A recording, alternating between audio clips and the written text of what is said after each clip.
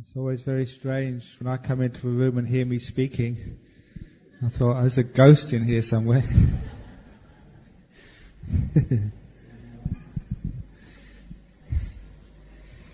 Okay, welcome everybody, especially those who are sitting in the back there who come to listen to the Dhamma talk. Okay, come on, we've got plenty of time. And those of you who are on the retreat here. So we're just going to wait until everything settles down. For these talks which I'm giving in the evening, this is especially for those guests here. They're all somehow to do with the meditation, but hopefully that they'll be useful for those people who are just coming in to listen to a Dhamma talk. So sometimes when I give a Dhamma talk in public, it's usually on all sorts of things concerned with daily life. But because this is a meditation retreat, most of the talks in the evening are somehow to do with meditation. Very good. So, just as I was coming in here, I was listening to myself on the talk there about the difference between being a spiritual director and being a spiritual dictator. So, even though that I'm a boss of a Buddhist society, that you never actually become a dictator. I always find the way to get your own way is to be able to use psychology.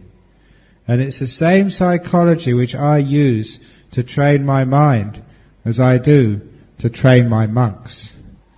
Those of you who've got children, and those children, if they're misbehaving, and you try to control them, it's just like having a mind which misbehaves in meditation. You try to control it.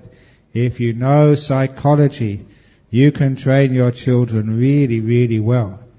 For example, there was one family who told me that they could not get their son to go to the temple. Every time they said, come and listen to one of the monks at the temple. He said, no. So I told them, listen, this is what you should do. You go out in the evening, go to the temple, just don't tell your son where you're going. And when they say, Mum, Dad, where are you going? Say, none of your business. So why is it none of my business? Look, it's none of your business, be quiet. That's number one, to get them interested.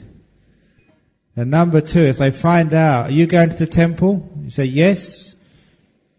Son, you can't go. Prohibited.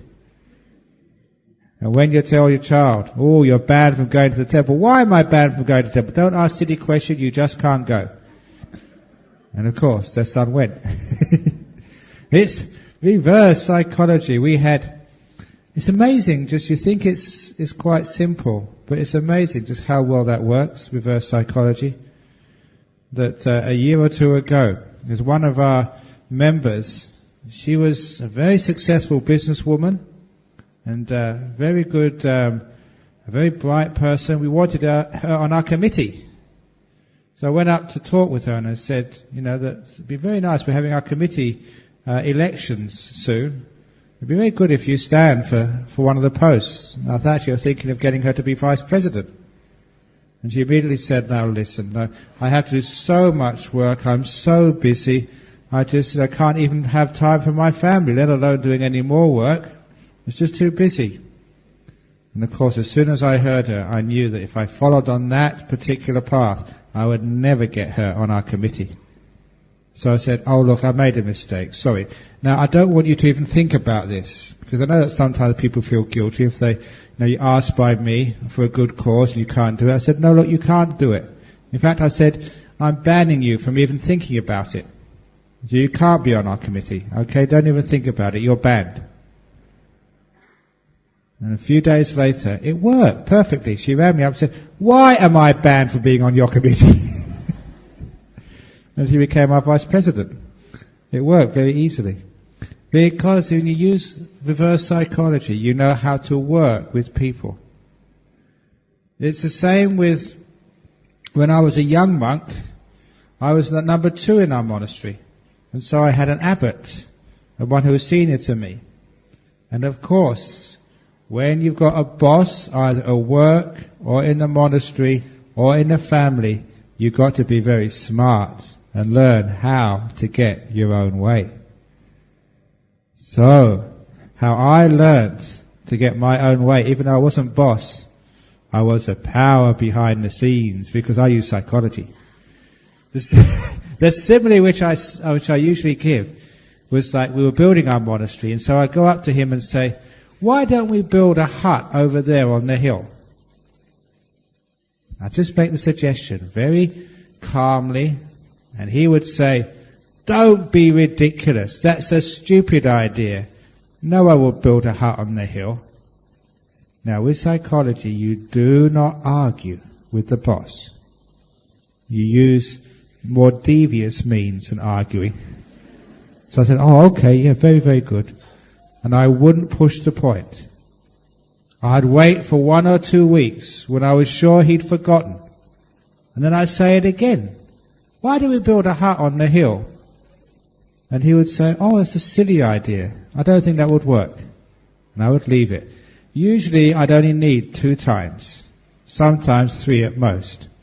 But what would happen? Another couple of weeks would go past. And I'd be walking with him. And he said, I've just had this idea.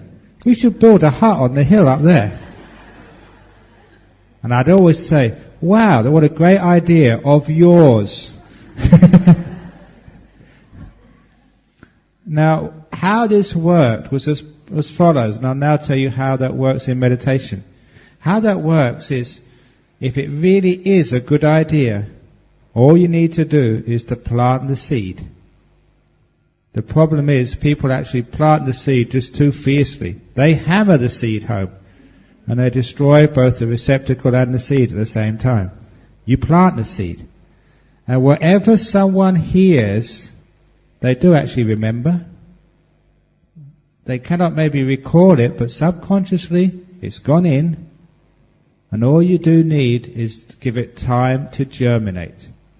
Subconsciously they'll be thinking about it. When they say, oh, it's a stupid idea, don't be ridiculous. That's not really true. That's just on the surface. That's their first reaction. But the seed has gone in. And they think about it. You maybe have to reinforce it 1 or 2 times at most. Why don't we build a hut on the hill?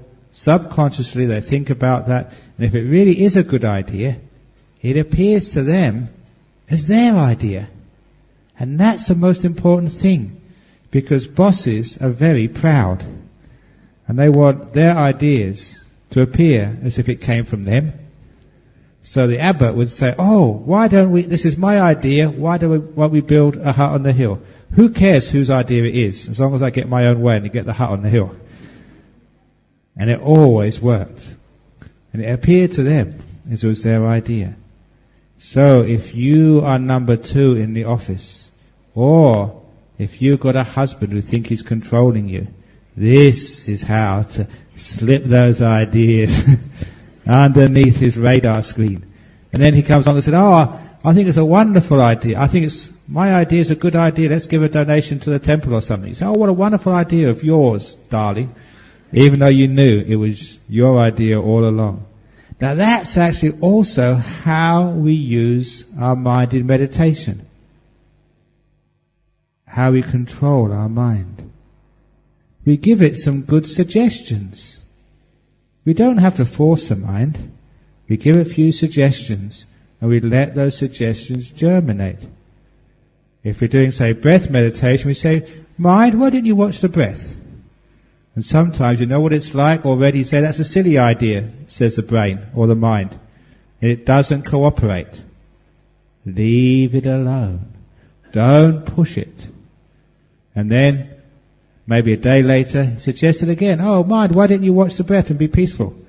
Don't be ridiculous, says your mind, as it goes thinking about the past, sleeping, being restless or whatever, and you can't do it. You've got to use psychology. Just make a suggestion. Then after a while, you will find the mind wants to watch the breath. It wants to do it. You don't force it. The same way you use psychology to watch the breath in meditation, so you use psychology to get your own way in life. The psychology works both ways. Which is why we have to be kind in meditation, to be able to make it work. Why kindness and compassion and wisdom work in life. If it's a good idea, it will germinate, grow, and come to fruition. And peace is a good idea in meditation. But do we really make peace in our meditation? There are two types of meditation. It's the subject of this evening's talk. The two types of meditation. And it's not samatha and vipassana. You all know that. This is a new type of two types. Actually, samatha and vipassana are the same. The two types of meditation are making peace meditation and making war meditation. Now, which type of meditation do you do? Is it making war on your body and war on your mind? As you sit up here and say, body, sit still, or else. Mind, be quiet. Be quiet. How many times have I told you? Be quiet. Have you made war? Have you made peace so far? If your meditation is a battleground, as I said yesterday, you will experience collateral damage. You will have headaches. You will have pain. You'll be despondent. You'll be fed up. You'll think, my goodness, this is my holiday. Why am I spending so much of my holiday time sitting here with a sore back, with a sore bottom, with a crazy mind? That only happens if you make war with your mind. You don't make war with your mind. You make peace with your mind. How can you expect to achieve peacefulness if all you do is fight battles? Trying to control your mind. Get rid of all the things which you don't like.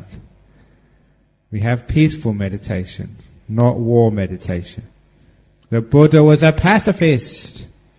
This is how we look at our mind, with compassion and peace. How can we make peace? We make peace by every moment. Whatever we experience, we make peace with it. Whatever you experience, make peace with it.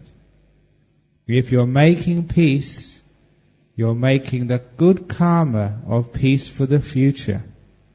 If you're making war, you're battling, you will never get peace that way. You'd only get more disturbance. So every moment in your meditation becomes a moment of making peace. Making peace with this moment, making peace with this moment, making peace with this moment. For all you meditators who have come to me in the interview time and say you've been tired, you've been sleepy, so have I. Out of compassion, out of empathy for you, I was also sleepy this afternoon. Now what do we mean there? Why? It was because of causes and effects. I've been very busy in Singapore giving lots and lots of talks. Even, it's very hard being a monk, you know. Because you give a talk, someone offers to drive you to the talk. On the way, they ask all their questions. As soon as you get in to the hall, people, even before you can sit down, they come up to you and say, can I ask a question? And afterwards you have question time, and on the way out, as they escort you to the car, they ask you their questions. Even when you're stuck in the lift going down to the bottom of the ground floor, they're asking you questions. And they always say, just one more question. When I say just one more question, hang on, there'll be 2 or 3 for sure. And if they don't ask me a question at the time, they hand me these slips of paper with their questions on. So it's a lot of hard work being a monk. No wonder I'm tired. It's nature. It's not my fault. So if you're tired in the first few days, it's not your fault. Make peace with your tiredness. For those of you who are tired, I love to tell this story. The Buddha was walking in the forest with Ananda, his chief disciple, no, one of his chief disciples, his attendant, sorry. And as he was walking through the forest, he saw a monk by the edge of the forest, sitting absolutely straight. His posture was perfect. And the Buddha turned around to Ananda and said, I'm worried about him. And Ananda can say, why? Wait and see. And of course, 1 or 2 weeks later, that monk had disrobed and got married. When he went deeper into the forest, he saw another monk who was nodding this way and nodding that way, really sloth and lots of torpor, very sleepy. And the Buddha turned around to Ananda and smiled. So I'm not worried about him. In 2 weeks, he was fully enlightened. So all of those of you who are sleepy this afternoon, who knows, maybe in a couple of weeks, you could be fully enlightened. Look, one of the famous sleepy monks in the time of the Buddha was Mahamoggallana. It was in the sutras, the Buddha caught him nodding. He was sleepy, and he became one of the foremost monks in psychic powers. Oh, all you people who are sleepy this afternoon, you could be developing psychic powers soon.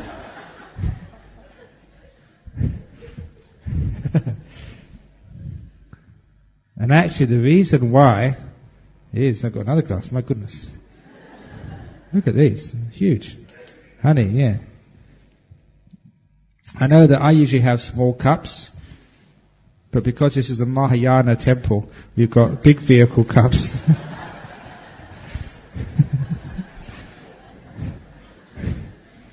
Anyway, who cares anyway? Anyway, so the reason is that when the Buddha saw that first monk who was so stiff, he was perfect posture, but he was a control freak.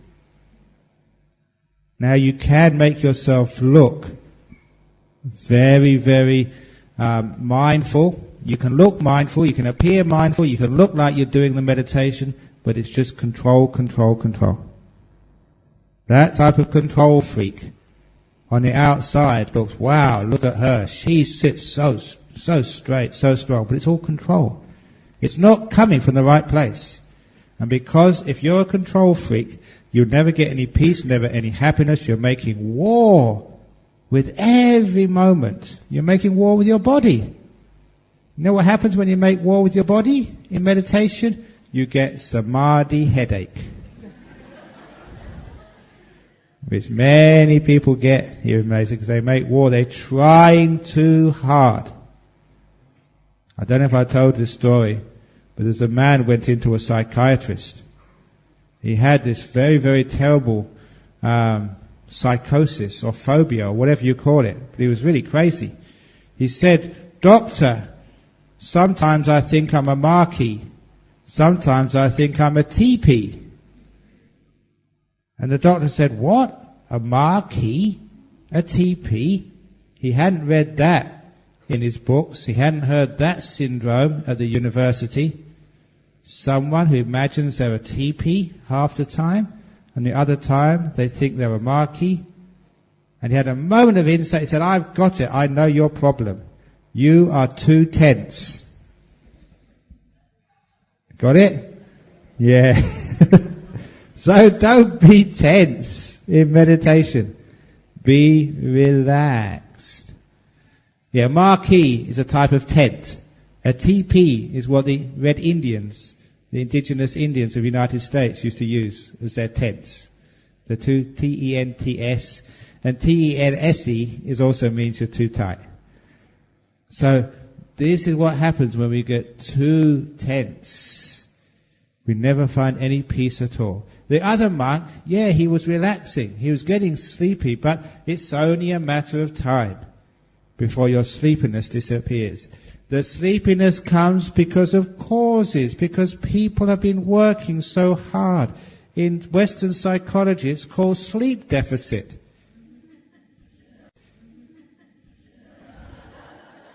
and now you've got time to make up for the sleep. Because you know what it's like in the world? You've got to get up early in the morning to get the kids ready for school. You've got to go to work. You've got to clean the house up. You've got to drive through the heavy traffic. You get to work, and you've got to work really hard. Sometimes you don't have time for lunch, and you have to work hard in the afternoon, and that's being a monk, let alone being a layperson in the world.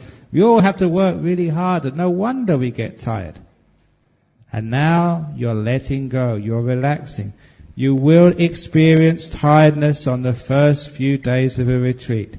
It's acceptable. It's allowable.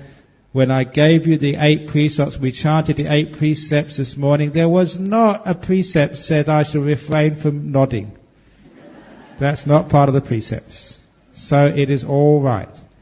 It happens naturally because you're tired, but because this is a peaceful place, because you don't have to work on the computer, you don't have to use your mobile phone, you don't have to drive through the traffic, except to the breakfast tables, because there's many traffic there when you have to rush to get the breakfast in the morning. Because of that, eventually you get your energy back. Give yourself time. Allow nature just to work its way out. We flow, we let go according to life.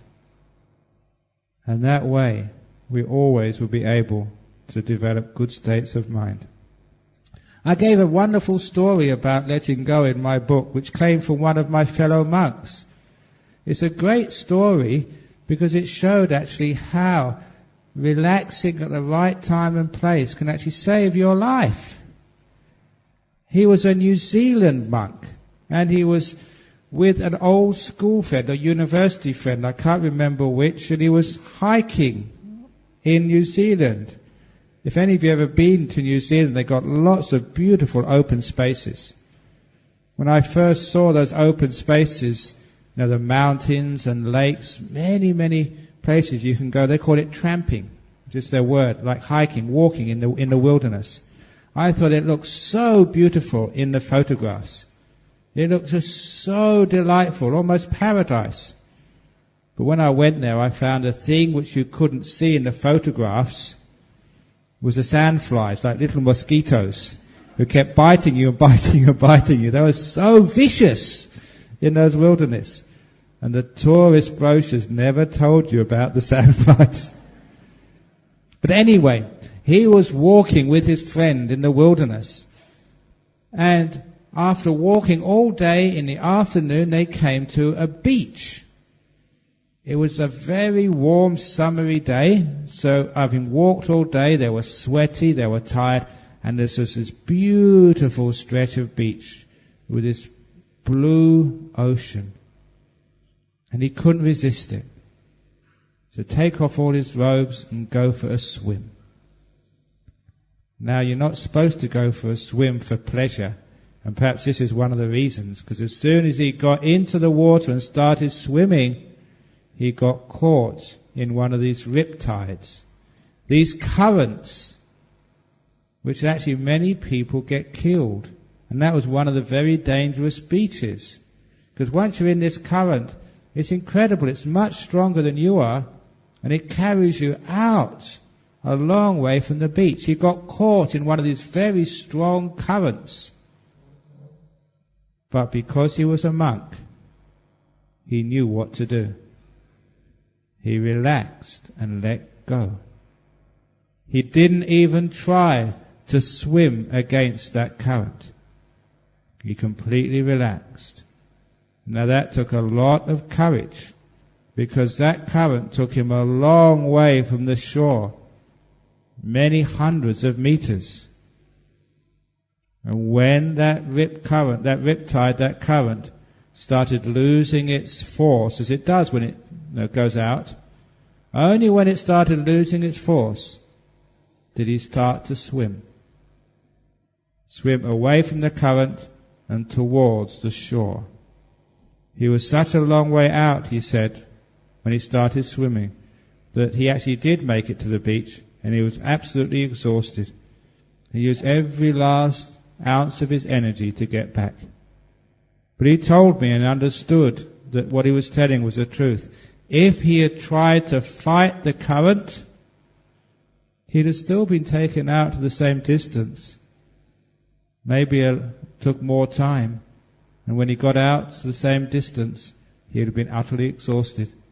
He would not have had the energy to swim back. He said letting go, literally going with the flow, saved his life. When there's a current you can't fight, you let go, you give in, you go with the flow. That happens so often in our life. In our meditation, if you're tired, you have to just go with the flow. Be tired. It will disappear after a short while.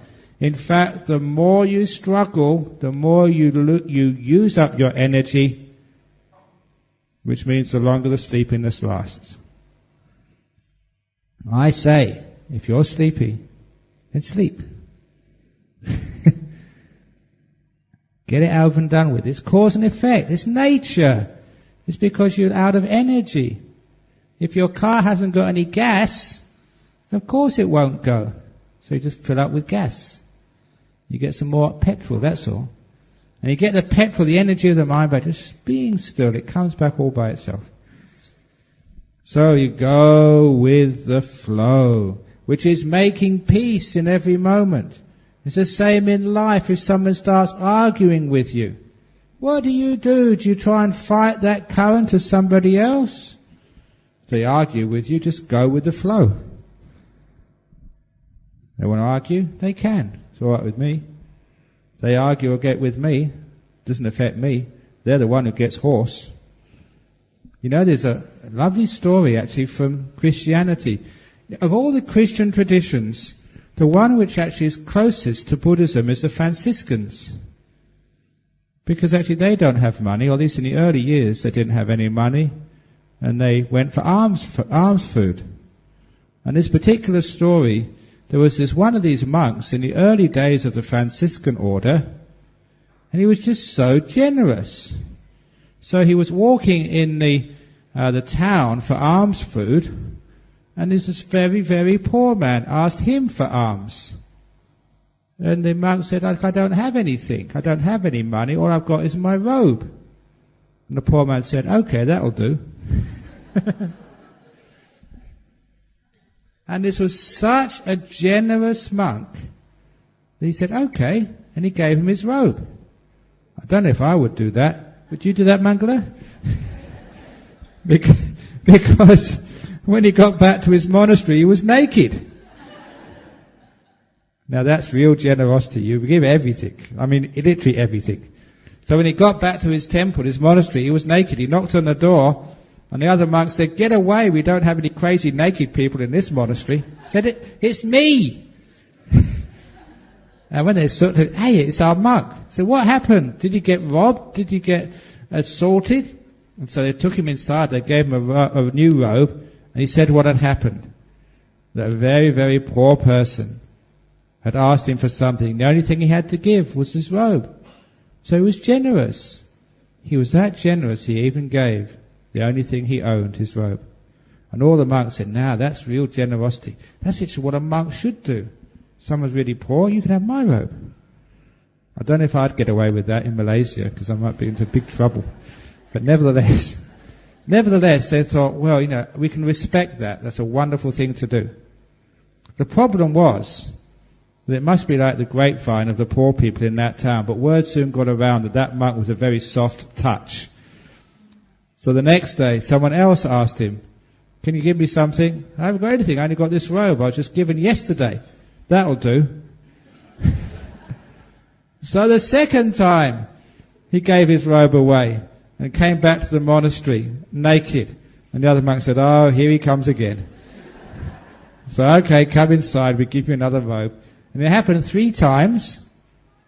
When he came back the third time, absolutely naked, they gave him a new robe, and the abbot said, come into my office. And the abbot gave him a real scolding. Saying, look, it's all right to be generous. We've only got so many robes in our storeroom, and these are all donated by our lay supporters. We can't keep giving everything away to poor people. Anyway, the word's probably got around. They're just taking you for a fool. They probably don't need a robe, but they said, this monk is so stupid, he'll give you anything.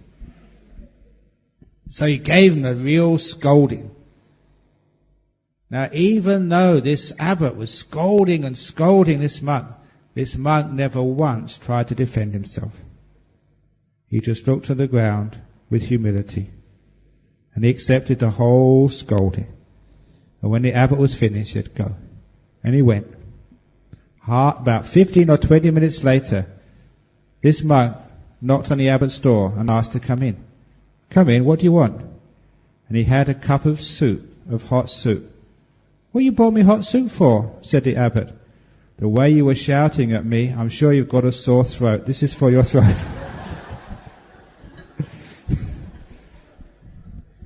And he wasn't trying to be clever. He was really compassionate. When he was being scolded, he never thought of himself for one moment. He only thought of that poor fellow shouting and making his throat sore. That's the only thing he thought of. And so when he was released, he thought, I must help that person with a sore throat.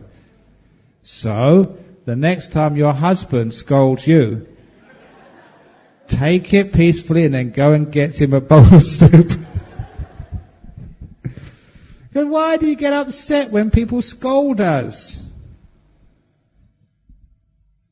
If you've been doing anything wrong, you know you've done something wrong. If they're shouting at you, you haven't done anything wrong, there's no problem to get upset. In fact, you should be compassionate like that monk. Oh, that poor person, they're scolding me so much. Let's get them some of these sweets, which are good for the throat. The point is that when other people scold us, we allow them to take away our peace and happiness. They become like a thief. We allow them into our mind, into our heart, to take away all our joy, all our peace. We don't need to do that. Whatever another person says, no matter how cruel or harsh it is, you don't need to allow them to steal your happiness. You lock up your doors of your house. You never allow anyone to take your peace and happiness. That is yours. That's precious. So they can say whatever they like to you. If they scold you, shout at you, you should always remember this story. A long time ago, there was a man who had the afternoon off work. And his wife was very, very busy cooking the dinner. And she said, husband, I'm short of eggs. I need some eggs for the meal. And I'm so busy, you've got nothing to do. Would you mind going to the market and getting some eggs for me? He said, sure, I don't mind. And so the wife gave her husband a basket and some money, and she gave him the instructions of where the market was and how many eggs she needed. Now, he'd never been in the market ever before. But he went. As soon as he reached the market, as soon as he entered the market, this young man came up to him and said, sir, you've got a face like a camel. What? I don't even know you. And you've got a voice like a dog. What are you saying? And, now those are actually the polite things he said. As a monk, I cannot go any further.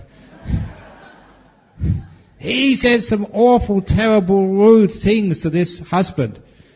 And in front of everybody. He said, I don't even know you. I've never seen you before. Why do you say such things? That never stopped the young man.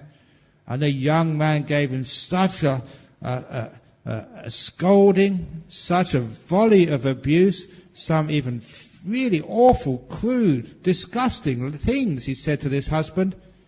The husband turned around and went home. When he went back inside his house, his wife said, you're early, dear. Did you get the eggs? No. And I never want to go to that stupid market ever again. Don't send me there. Now, those of you who've got husbands, you know when your husband's like that, you have to sort of like stroke him to calm him down. It's a waste of time arguing with they're crazy. So She talked to him very nicely, very gently, until he calmed down. Once he calmed down, she could get some sense out of him. So she asked him, "What happened?" He said, "Well, I went into that market and this young man came and he called me all these terrible names. I couldn't even say those words to you, what he called me. And I don't even know him. It's so unfair." And the wife said, "What did he look like?" And the husband described the young man, and the wife recognized him immediately. Oh, it's him. That poor young man, when he was a boy, he fell over and hit his head. He's actually crazy. He's mad. He had to stop going to school. He'll never get a wife. He can't get a job because he's crazy. He just hangs around the market all day. Sometimes he swears at me and calls me names, sometimes somebody else. We tolerate him because the poor young man is crazy." And as soon as the husband heard that, it was because this boy was crazy. He thought, never mind. He didn't really mean it. He's just, loopy, that's all. So the wife said, "Now, I really do need those eggs. Could you really go back and get those eggs for me? Don't mind about that boy, he's crazy." And of course, once he realized the boy was crazy, he lost all of his anger, all of his being upset about being abused. So he went back to that market with a basket with the money, and the young man saw him again and came and called him camel face, dog breath, everything. But this time it didn't matter. He went to the store for the eggs. The young man followed him and called him terrible names. The woman behind the counter said, "Don't worry about him. He hit his head when he was young." "Yeah, I just heard. Poor fellow." And because he knew the boy was crazy, he could buy the eggs, endure all the abuse, walk out the market and come back home. Now that's the difference. If someone abuses us and calls us names, we realize they're crazy, it doesn't matter, does it? So the next time your husband calls you names, he's crazy. He must have hit his head that morning. Next time your wife scolds you, she's loopy. And it's true. It's called temporary insanity. Anger is temporary insanity. That's all it is. If you get angry at someone else, you're not smart, you're not wise, you're not in your right mind, you're crazy. So when someone's angry at you, it's temporary insanity. You leave it alone, you don't fight it, you just make peace with it. You say, "Oh, you poor thing that you call me such names." That's called compassion. And that works just the same with your meditation. If your mind is thinking all over the place, restless, it's a crazy mind. Why worry about your crazy mind? "Oh, you poor crazy mind, you must have hit your head somewhere this morning when you woke up." You make peace with it. You leave it alone. And by its nature, it will settle down by itself eventually. That's why when people come on a meditation retreat like this, 9 days, sometimes you get inspired and you have a good meditation and then you get despondent because it's not working. I've taught so many meditation retreats already. I know that don't even worry about all this judging yourself. You're going well, you're not going well. It happens despite you. Little by little, you'll calm down. Little by little, your restless mind will just stop being restless. The sleepiness will disappear. And you think, "Oh, look at me, I've got rid of sleepiness. Look at me, I've got rid of my restless mind." It's not you at all. It's just cause and effect as the whole way this retreat runs. It's because of the retreat that you get quiet. It's because of me. I've been brainwashing you, and I'm brainwashing you now. It's strange, actually. I like the idea of brainwashing because it's true. What you say, as I began in the morning, you think that you're in control of this, but you're not, because I give you suggestions to let go, just watch your breath. It's because I tell you to. That's why you watch it. You remember what I said at the beginning? I told my abbot years ago, "Why do we build a hut over there?" He said, "That's a stupid idea, don't do it." All the time I said, "Why do we do this meditation? That's stupid." But eventually you do it. I get my way. I know psychology. You'll get peaceful. I get my way. I know psychology. You'll get peaceful despite yourself. So the two types of meditation, it's supposed to be talking about two types of meditation. It's not samatha vipassana. It's battle meditation, war meditation, and peaceful meditation. So if you make peace with every moment, you'll find that peace grows. It's like the states of deep meditation are like a house built of many, many bricks. And each brick is a moment of peace. A moment of peace, a moment of peace, a moment of peace. And you build up until you've got so much peace. You are at peace. Not at peace, you are peace. And a wonderful thing happens in the deep meditations. It happens despite you. You just become the passenger. And you watch all these wonderful states of meditation. They just roll on and on and on. Despite you, you're just a passenger. Say, wow, look at this, this is happening. Who did that? It wasn't you. Because in meditation, you can't do meditation at all. You have to get out of the way and let meditation happen. Of the 5 hindrances, you know the 5 hindrances in meditation? There's a 6th hindrance. The 6th hindrance is you. You are the hindrance. Me, the controller, I want this, I want that. Measuring. You know, this is a Mahayana temple. There's a wonderful sutra, the 3rd patriarch of Zen. He did this wonderful teaching. And it begins with, I think the path is easy for those who have no preferences. Or something like that. That's one of the translations I remember. The meditation is easy when you have no preferences. When you don't mind if you're crazy or if you're peaceful. If you don't try to get deep in meditation. When you don't have any preferences of being sleepy or being in jhana. You know what I mean there? It's that craving and the doing which causes all the trouble. Instead, we do the opposite, which is letting go, making peace. Many of you know the 4 Noble Truths. Many of you know the 3rd Noble Truth, which is letting go of craving leads to nibbana, leads to peace. But many of you have probably not had that explained in full, because the Buddha taught 4 ways of letting go, which is in the 3rd Noble Truth. In the 3rd Noble Truth, the way the Buddha first taught it and always taught it, he said there's 4 types of letting go. In Pali, Chaga, Patinissaka, Muti and Malaya. When he said it's getting rid of this craving, that is Chaga, Patinissaka, Muti and Malaya. That's the way to Nibbana, he said. It's also the way to meditation, because meditation is the path to Nibbana. So what are those 4 words? It really means giving, renouncing, freeing, and analiya means like non-attaching. But I'll give a deeper meaning of that in a few moments. This is the 4 ways of letting go. And this is the correct way of meditation. Chaga is generosity. It's giving. But by that, I don't mean giving ang paos. You don't bribe your way to deep meditation. Giving, what is actually generosity anyway? If you give a donation and you expect your name to be put on the big board there, is that real giving?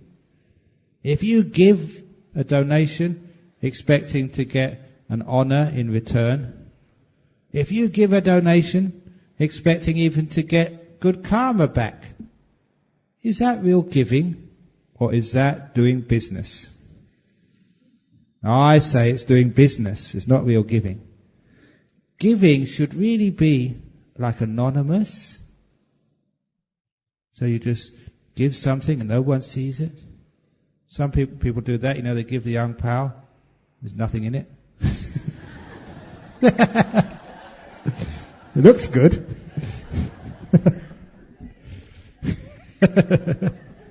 It happens, I see that. Now, real giving is anonymous, and you don't expect anything back. You don't even expect a thanks. Those of you who give and help someone is to get so disappointed, they never even thank me. Said you because you never really gave. If it's real giving, you don't expect anything back at all. Now you understand why it's called letting go. If you give yourself to the meditation and you don't expect anything back at all, that's called letting go. How many of you have got expectations of what you want to achieve on this retreat? You've already figured out, I'm coming here because I want jhana, I want stream winning, I want enlightenment, otherwise I'm going to demand my money back. At least I want to get better meditation, I want to get peaceful, I want. That, it never works. In meditation it has to be real giving. So every time I sit down, meditation, I give, I don't expect anything at all. I'm giving my time to meditation out of faith in the Buddha. So what the Buddha asked me to do, whether it works or doesn't work, I don't care. It's because the Buddha asked me to, I'm giving this out of faith in my teacher. You sit down and give yourself fully to this moment, not expecting anything at all. That's having no preference. That's why it becomes very easy. That's why you don't ever complain to me or the organizers. Sometimes, it's noisy when you're meditating. Or when you're sleeping. Have you found out who the big snorer is in your room yet? If it is, put their name down on a piece of paper. We'll move them into the snoring room. Put all the snorers together. No, you can't do that. The snorer doesn't disturb you. And I'll tell you why. Years ago, when I was with my teacher Ajahn Brahm in Thailand, you'd think that in those monasteries, in a traditional Buddhist culture, they would respect the monasteries. They did most of the time, but sometimes they had a party, and they respected the party much more than they respected Buddhism. In other words, they turned up the speakers really loud, and they were blaring. Even though the village was over 1 kilometre from our monastery, and you were inside your hut, it was like having, the ghetto blaster right inside your room. It was so loud. Worse, I didn't enjoy that music. And so, we complained to Ajahn Brahm, because they wouldn't listen to us. But Ajahn Brahm was a very powerful, respected monk. We said, Ajahn Brahm, can you speak to those villagers to turn down the music when they have a party? They'd listen to you. I'm sure they'd do that, because it's so disturbing to our meditation. And Ajahn Brahm gave this beautiful, profound teaching like he normally did. His wonderful one-liners, which you can apply to so many things. He said, it's not that the noise is disturbing you. You are disturbing the noise. Now, wasn't that brilliant? And it's so absolutely correct. When someone is snoring in your room, it's not they're disturbing you. You're disturbing the snoring. Do you understand? You say, why are they snoring so much? They shouldn't snore. We should, just have a blacklist of snorers so they never come on a retreat ever again. That's not the case. The more you think about it, the more you're disturbing the noise. The biggest noise is not the snoring. The biggest noise is the complaining inside. That's the noise which keeps you awake, not the noise coming from their throat or their nose or wherever it's coming from. And it's true. That's what he meant by you're disturbing the noise. The noise is nature. It's a nature of people to snore. It's a nature of people to make a noise when they get up and get down. What do you expect? It's just like when you complain about your husband. It's not your husband disturbs you. You disturb the husband. What do you expect from a husband? They're all the same. I'm an expert on this because when the wives come and complain, they complain to their husband to me. And I've got all this data about what husband. You only know one husband. I know heaps of husbands. Because the wives always tell me about them. It's just a husband, that's all. Or you complain about your kids. You know, when I first was a monk, you used to have these interviews or counselling. And it was really interesting at first. I said, well, this is interesting. The second person came in, and I said, I've heard this before somewhere. The third person, here we go again. Always the same problems. So I know about kids. I know about husbands and wives. I know about parents. I know about sickness. You are disturbing the world. The world doesn't disturb you. This is nature. Old age, sickness and death, not getting what you want, getting what you don't want. That's nature. Stop disturbing nature. Stop disturbing the Dhamma. So you give, expecting nothing back in return. You don't disturb the world. You just give. And if you can do that, give yourself fully to the breath, not expecting to get peaceful, not expecting to get still. You will find you're letting go. And you go boom, boom, boom, boom, boom, all the way to jhana and to nibbana. Easy. And if you come and say, I tried that Ajahn Brahm, it didn't work. What do you mean? I never promised it worked. You're giving it, not expecting anything. You've been expecting again, silly. So that's the first type of letting go. Giving, expecting nothing back in return. And in your life, those of you who've got children, isn't that what you do? You give to your kids. You don't expect them to be doctors or engineers or to pass their degrees. You just give to them. But you don't demand that they turn out to be this way or that way. So please be kind and giving to your children. Don't demand that they become models, sort of brilliant people. Not everyone can go to university. There's not enough places in university. In fact, actually, I read an article from England that because there's so many university graduates in UK and there's not enough plumbers, you can make far more money doing plumbing than you can having a PhD in engineering. It's true.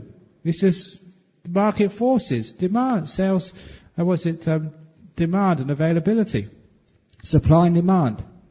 So if you really want your kid to have a good career, then take him out of university, teach him how to be a plumber, and not only will you save a lot of money with university fees, but also he'll make much more money, and number three, he can help fix up the plumbing in Champaka Buddhist Lodge. So the point is we give to our kids, but we really shouldn't expect much. And if you don't expect anything, you don't demand anything, you usually get everything back in return. If you want it, expect it, it never comes. So that's expectation. The second part of letting go is called renunciation. Patinisaga. You renounce things. So, see how much you can renounce. See how much you can throw away in your meditation. So often what happens is we get so far in meditation we can't go any further. We get stuck. You know what you should do when you get stuck in meditation? Have a look to see what you can throw away. There's something in there. I like to give the simile of a hot air balloon. I don't know if you've seen hot air balloons in Malaysia, but these are these big balloons. They have to use gas or like hot air, and there's a basket underneath with 2 or 3 people. You go really high up into the air. And because it's got no engines, it's very, very peaceful. It's like floating up where the birds live. And it's like, meditation is like going up into a hot air balloon, leaving the world right down there, and you're really high up where it's nice and peaceful. However, You get so far in your hot air balloon, you can't go any further. It's like you're meditating, you get to such a level you can't go any further. So what would you do in a balloon? You'd see if there's any ballast, anything you can throw out of the basket of the balloon to make it lighter so you can rise higher. And that's exactly what you do in meditation. You see, what can I throw out? As I said this morning, the first thing you throw out in your meditation is time. Don't be so concerned of whether it's, what day is it today anyway? Saturday, Sunday, Monday? What day is it today? No, it's not. It's now day. Today is now day. Now day of the now month, now thousand, now hundred, and now-ty now. And what time is it? It's now minutes past now. That's all. Isn't that true? What does it mean about time? January, February, 2000 and this and 700 and that. It's only just conventional reality. So we throw away time. Are you a person, you meditators, who's trying to beat your record of how long you can sit meditation? I've done 40 minutes. I'm going to do 45 minutes now. 45 minutes, I'm going to do 50, 50, 60. I'm going to get into the Guinness Book of Records, the longest meditator. That's not the way to meditate. Ajahn Brahm once said, because people thought that the longer you sit still, the more enlightened you be. So he gave the simile of the chickens. He said if that was the case, that sitting still for many hours meant you're enlightened, he said many chickens would be enlightened by now because they sit so still on their eggs. Are you a chicken meditator? I'm thinking the longer you sit, the more enlightened you're going to be. It doesn't matter. It's the quality of your meditation. If it's 5 minutes, but it's really peaceful and good, great. That's much better than 3 hours sitting there, pushing through painness and trying to beat your record. That's not meditating. So you try and throw away time.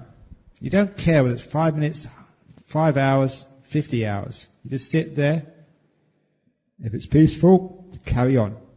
Don't count the clock. Also, don't count the days. Sometimes people think that way. Well, Saturday today, 1 day down, 8 to go. That's really silly, isn't it? I remember I was a school teacher before I became a monk.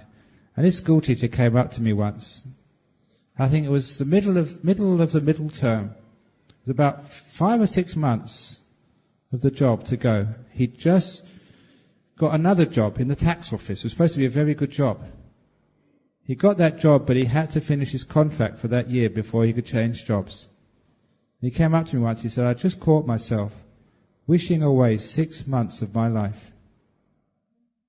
Wishing it away to get rid of this job as a teacher so he can get the next job.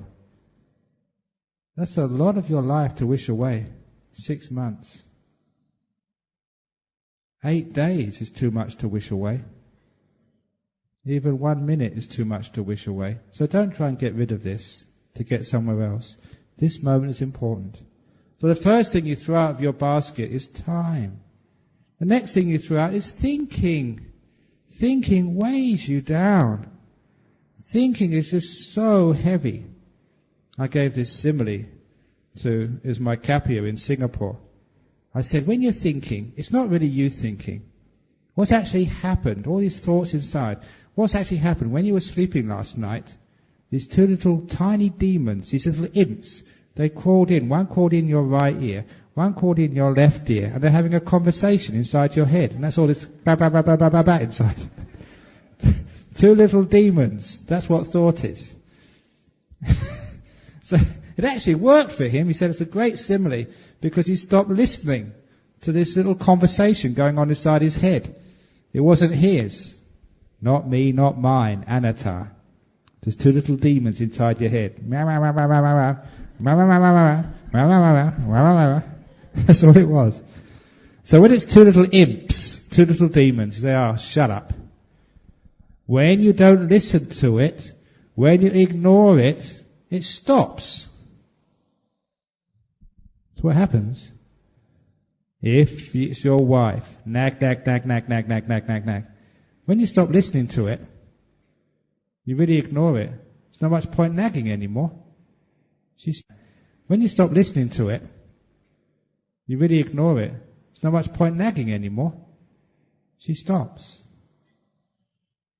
You know that sometimes people actually, these days, sometimes the husbands have to go overseas or the wives have to go to see their parents. So especially if the husbands have to be apart from their wives. You know the husbands sometimes miss you? I don't know if you left your husband at home to come actually here to the retreat. So out of compassion, what you can do for your husband is get a CD or one of these tapes and go, rah, rah, rah, rah, rah, rah. I call it a nagging tape. So if he really misses you, he can put on the nagging tape or the nagging CD. Rah, rah, rah, rah, rah, rah.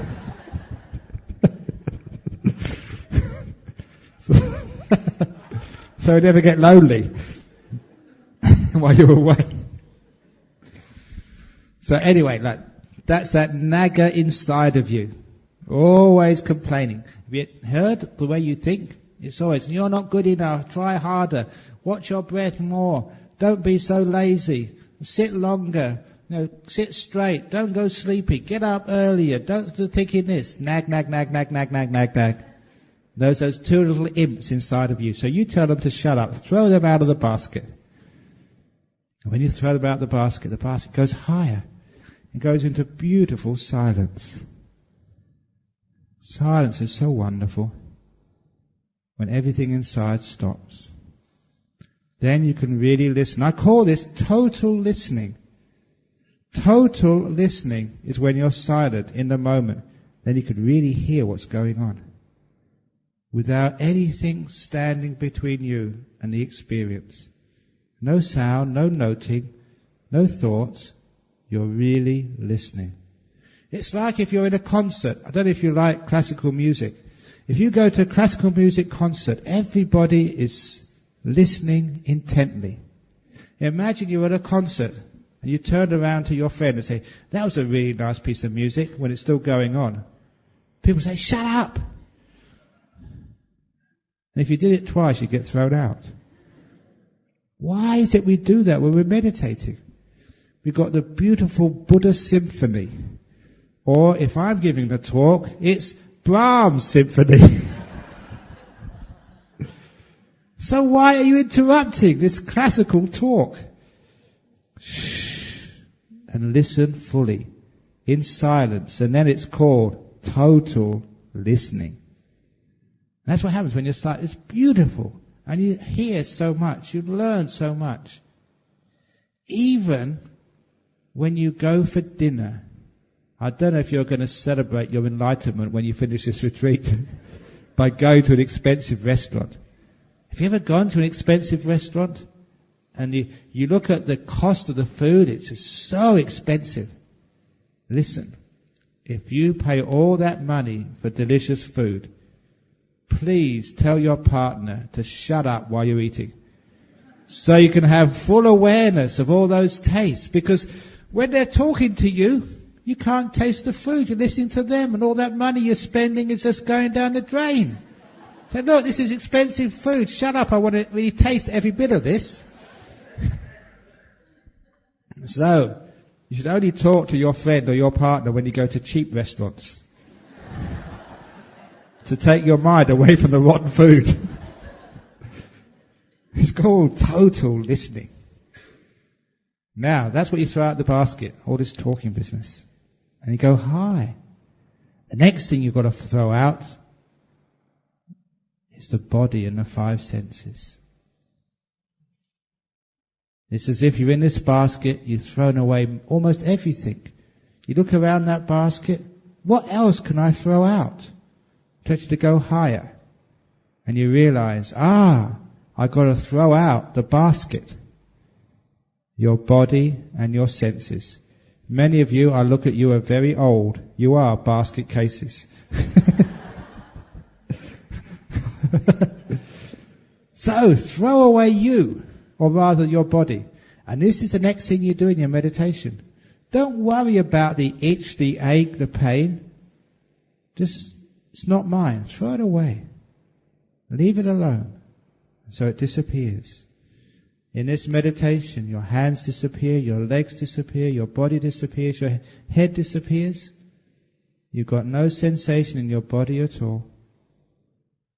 That's the only time you're free of the burden of a body. Otherwise, you're yawning, you're moving your hands, you're scratching your mouth. I'm just looking at what you're doing. You're rubbing your eyes. You're rubbing your cheek over there. You just rub your nose, I saw you. Why do you do this? It's because your body is never comfortable. You try not moving your hands for 5 minutes. Go on, try. You won't be able to. As soon as you forget, you start moving again. There you started again. You did your glasses. You wiping your ear. You rub your nose again. The point is, this body is always irritating. The only time you can have some peace with this body is, even if you're asleep, you don't get any peace. You have to toss this way, turn that way. The only time you have any peace is when you disengage from this body. In meditation, the body disappears.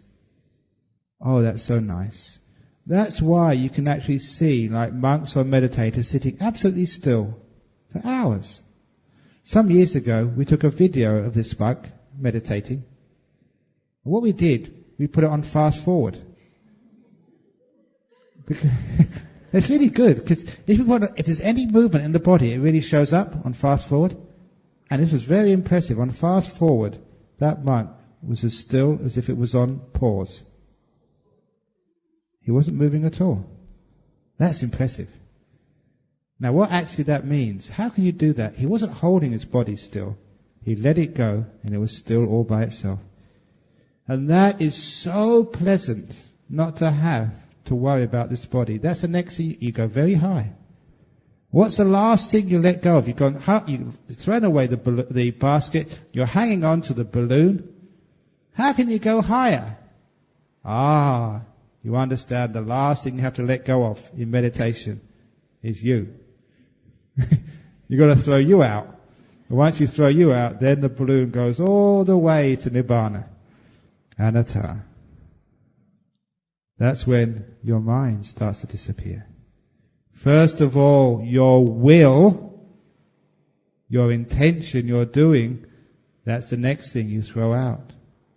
You don't do anything. You give up control completely. And that's when you go very high in meditation. That's what you let go of. That's what you throw away. I'll talk about that later in my talk on anatta, coming soon. But the next way of letting go is called freedom. Do you want to be free? Isn't the Dhamma a taste of freedom? But people don't know what freedom is. The way I understood what freedom is and how I explain it to people is one of my famous stories, which you've probably heard, but I'm going to tell it again anyway. One of my monks was teaching in a high security jail. As he was teaching in that jail, he became very friendly with the prisoners. So one day the prisoners asked him to stay. They gave him some tea. And when they were talking informally, they asked him, "What is it like in your monastery in Australia?" "We have to get up 4 o'clock in the morning, but it's voluntary. It's optional. You can always get up earlier if you want to," said the monk. "Most of the time we don't have any breakfast," he said. "Only if we have to work really hard." "What? They don't give you breakfast? We always get breakfast in prison." "And we don't have to work that hard. Sometimes we have to work mixing concrete and building, and it's so hard work. And then we get our one meal of the day." "Only one meal? And it's all mixed together in the same bowl." So we do. We get ice cream on top of spaghetti. We get custard on curry. "That's disgusting," they said. "Even in prison, they give you separate plates. And then we have to go back to our rooms and meditate all day." Can you watch the TV? No TV. Any radio? No radio. CD player? No. Any sex? Absolutely not. Sport? No. That's terrible. Then what do? To have a dinner in the evening? Maybe a cup of tea and one piece of cheese? That's all they give you? You get a 3-course meal in the evening. Then what do? Then you sit on the hard floor meditating, watching your breath all night until you go to sleep on the floor. You don't even have beds? No. That's terrible, they said. That's worse than prison. That's disgusting. We can't allow our friend to live like that, they said. And one of them said, why don't you come in here and stay with us? They actually said that. They invited the monk to stay in jail. Out of compassion. Because it was more comfortable. And it's true. Our monastery is much more harsh physically than a prison. I think even probably in Malaysia, I'm not sure whether, I think you still get 3 meals a day in prison, do you? Yes, much better than in my monastery. So why is it, I thought, that in my monastery there is a waiting list, monks trying to get in? Why is it? I'm in big trouble when I go back, because when I go back in the new year, there's an ordination coming up in January. I don't know what to do because there's too many people want to ordain, haven't got enough huts. Got too many monks. Do you want a few spare monks? These are young monks still in training. Why is it that people in my monastery don't want to escape? Why is it in these comfortable monasteries in Australia, if people got half the chance, they want to escape? Why is it a prison? Why is my monastery a place of freedom?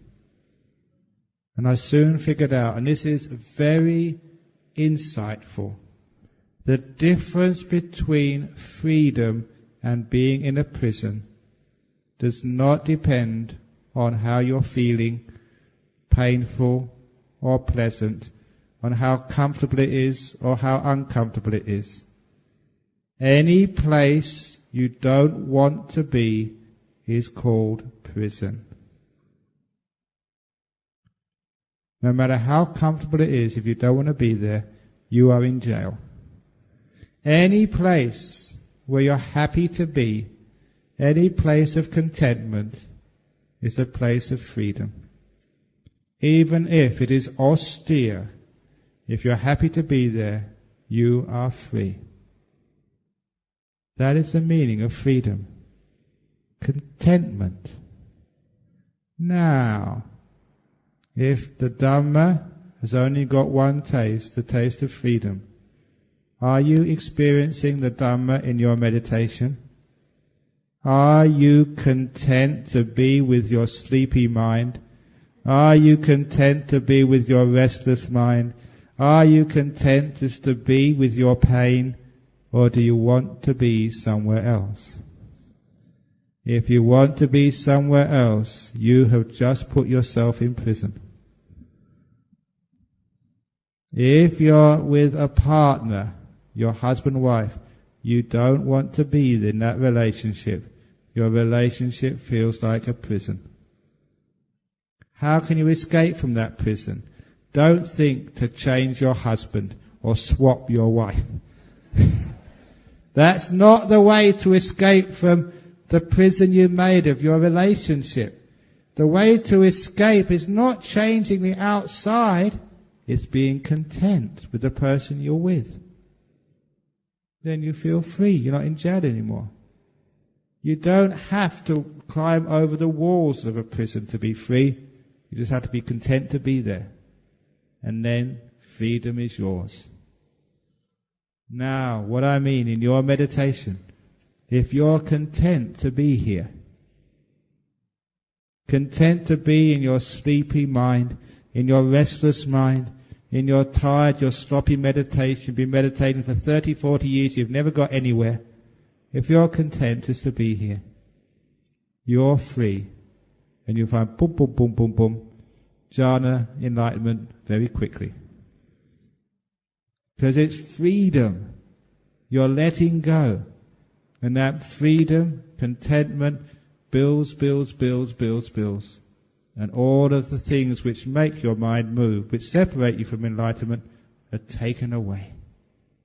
Contentment is letting go. Now, this is a powerful teaching for all you meditators here. Any moment in your meditation, if you have a moment of contentment, your mind may be all over the place, restless, tired. Be content. I mean, really content. This is good enough. And you'll find all those problems start to evaporate. When you build freedom, the mind lets go. When you give the mind freedom, there's no need for any thoughts. All thoughts begin from discontent. Because you're not happy to be here, you start thinking of the future, the past, fantasies, dreams, anything. Why? Because you're not content to be here. You want to be somewhere else. That's why the mind moves. I've seen couples, husbands and wives, been married for years. They don't speak to each other. Not because they've had an argument, because they're so content in each other's company, they know what each other needs. They don't need to speak.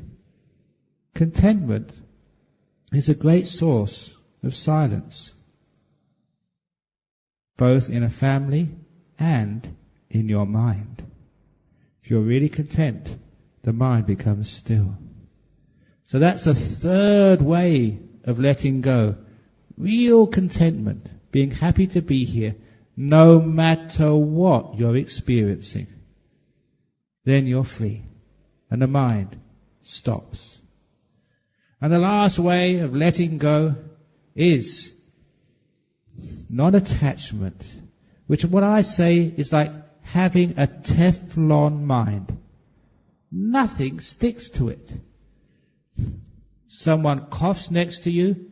As soon as the cough disappears, there's no residue left at all. Usually what happens in meditation retreats, the person next to you coughs, and so I'm going to tell them off when I next speak to this person. I was just about to get enlightened, and they coughed, they spoiled it all. So, a Teflon mind means as soon as the disturbance is finished, there's nothing left in the mind. Nothing echoes. The past never echoes in the present. Nothing sticks to your mind. When nothing sticks to your mind, there's no past. You're free of so much. Everything disappears. It slips off your mind until there's nothing left. So those are the 4 ways of letting go. What those 4 ways again is giving, expecting nothing back in return. You give to your meditation. You give to this moment. Don't expect anything at all. You throw away whatever you can. Any attachment, anything which is clinging to you, you see it, you throw it away.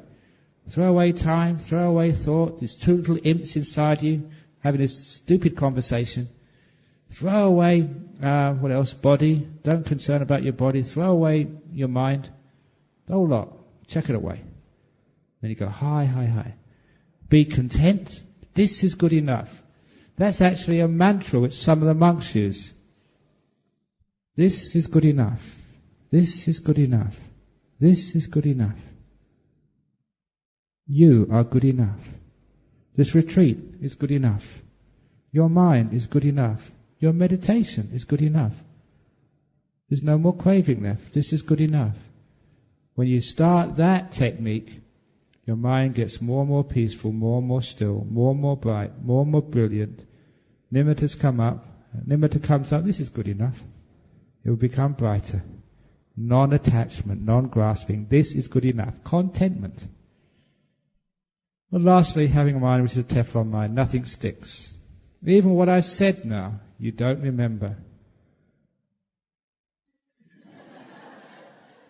Nothing sticks. Why are you putting more junk in your mind? I'm telling you to empty out. After a talk, you put your head down, get all that stuff out. So you're free.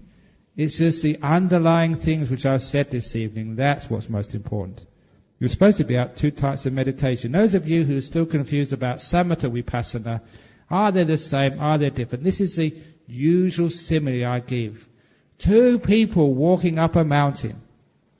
One is walking up the mountain to see the view. You get a great view from on top of the mountain. The second person is walking up the mountain for the peace and quiet. Because on the top of the mountain, it's a long way away from the traffic, from the city. They're going up there for the peace.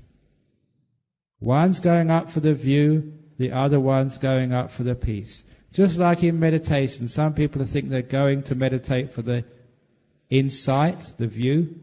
Some people think they're going up there for the calm, the peace. But the person who's going up there for the view, when they go up to the top of the mountain, they'll experience the peace. The person who's going up there for the peace, when they go to the top of the mountain, they'll see the view. Because on top of the mountain, the peace and the view exist side by side. You can't separate them. In the same way, a person who thinks they're doing vipassana or insight, they'll get calm. The person who thinks they're just doing calm, they'll get insight. The two always go together. And I can always quote the Anapanasati Sutta.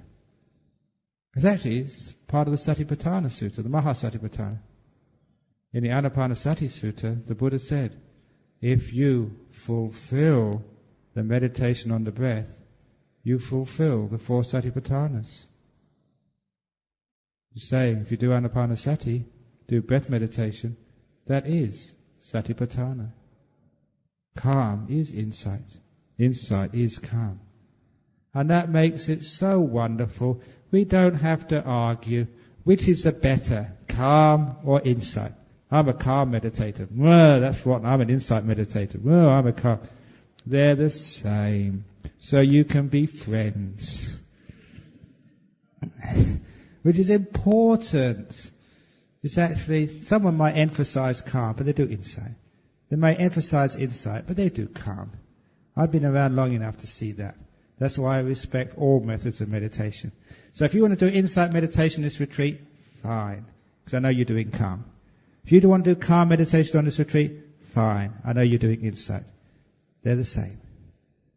But the point is, the underlying letting go, contentment, peace, seeing things as they truly are, this is what the meditation is all about. And this is what leads you into the deep seeing, the peace, the bliss, which is the goal of this meditation retreat. So, there we go. The two types of meditation, battling or making peace. Which one do you want to do? Are you a soldier or are you a Buddhist? Okay, any questions? Questions or comments on this evening's talk or anything else? Oh my God, I told the story yesterday. If you want to be intelligent in your next life, you better ask a question quick. Because death, you don't know when you're going to die. Death can happen any time. So you better ask a question quickly, some of you. Any comments or questions about the talk, about anything else? My goodness. You must be so enlightened. So, yes, we have a question. Thank you. Oh, yes. Oh, my favourite questioner. Yes, that's me.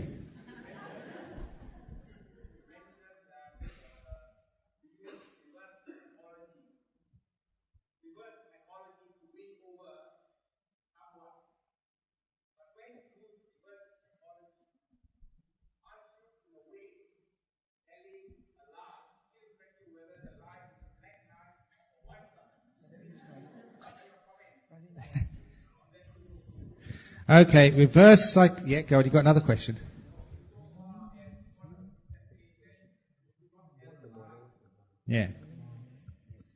Yeah. You got me there. No, because it's not really a lie, because because when you say to your son, don't go to the temple, don't go to the temple, or you say to your husband, you get a Dhamma book, or you get a CD, you tell your husband, don't you listen to this. It's not really a lie, because he's the one who's sort of not doing what you're told, but you realize that that's your main aim anyway, if you tell your husband, don't listen to this CD, read this book, of course he's bound to read your book.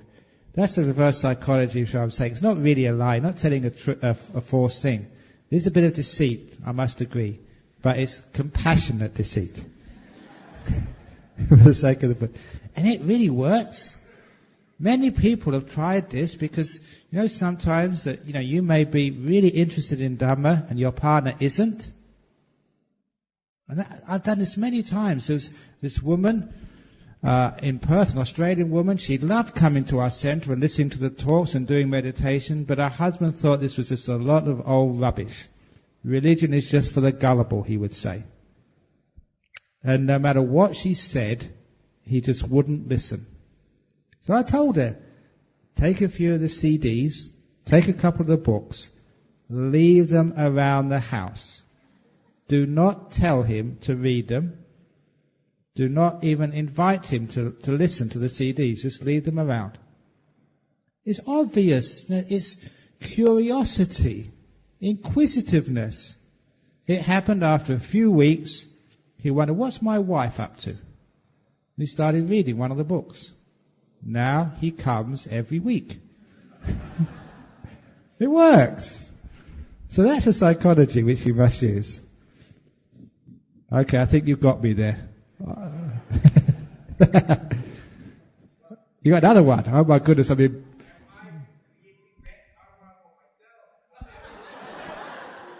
Now you see, that was my reverse psychology work with you.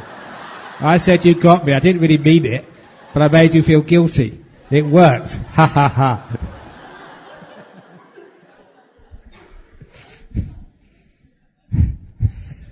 Okay, any questions? Monks are very sneaky, be careful.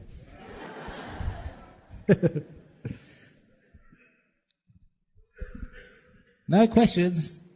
Okay, let's call it a night then. So those of you who've come all this way to actually listen to a talk, there'll be another talk tonight. What am I talking about tomorrow night? I think mindfulness tomorrow night. See, tomorrow night's talk, for those of you interested, is mindfulness empowering your mind. So those of you who want a powerful mind, come tomorrow night for mindfulness. Yeah, we got. Okay, shall we share merits? That's the thing good. Actually, because there's so many people here, I think I forbid you from coming tomorrow night.